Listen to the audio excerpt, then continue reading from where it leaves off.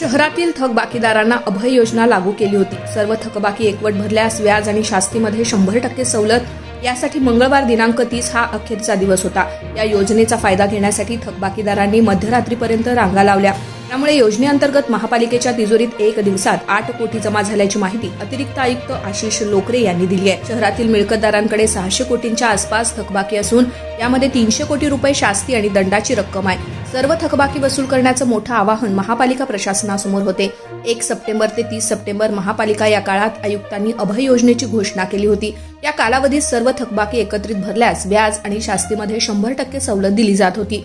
मंगळवार दिनांक 30 योजनेचा शेवटचा दिवस। रात्री 12 वाजेपर्यंत मुदत होती। थकबाकीदारांनी मध्यरात्रीपर्यंत रांगा लावून सवलतीचा फायदा घेतला। एका दिवसात 8 कोटी रुपये करापोटी जमा झालेत।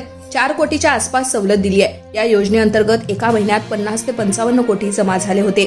9 मिळकतदारांना नोटीस देऊन थकबाकी भरण्याचं आवाहन केलं होतं। मंगळवार दिनांक 30 जाहीर लिलाव झाला, मात्र 3 पेक्षा कमी जणांनी सहभाग नोंदवला। 9 पैकी 4 मिळकतदारांनी थकबाकी भरली तर 5 मिळकतीवर महापालिकेचं नाव लावलंय।